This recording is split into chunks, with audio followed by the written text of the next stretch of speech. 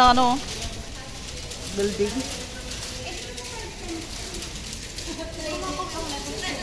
Kung mabigat talaga yung pagiging kahera, pwede ba na-explain sa susunod? Okay? Next.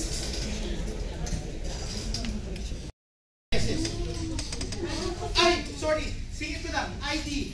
Pakibigay sa amo nyo yung mga pictures nyo one by one para gagawa tayo ng ID.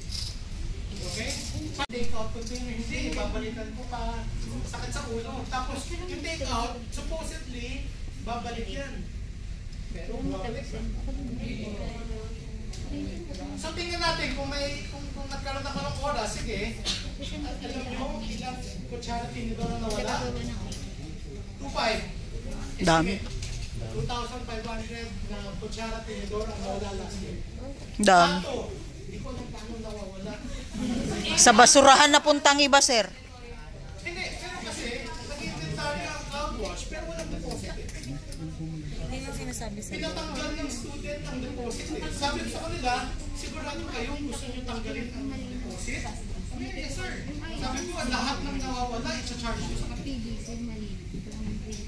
Yes, sir. Hindi, binawas ko yun sa security deposit.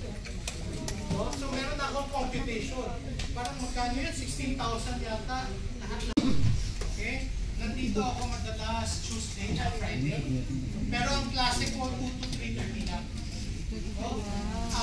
Kung kailangan nyo akong kausapin, ang pinakamadali ay Facebook. Tama. Pero, pag hindi ko nakikita, nasa message request yan. So, Nakaspam. puntahan nyo ako sa office.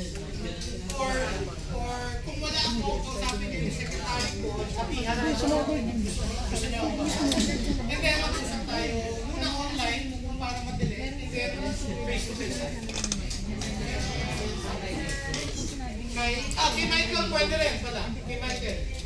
Okay? Bigay ko na lang number ko. Kapatid ko. Oh, number ni sir. I-save mo.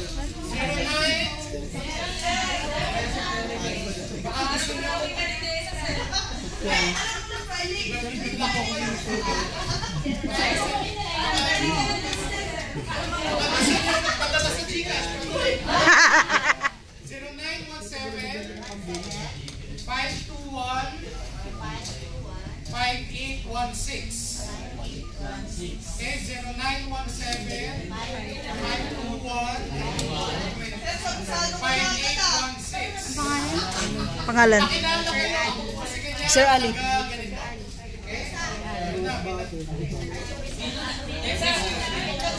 Ah, yan pala yung ano ni Nico. Okay, sige na. Thank you po, sir.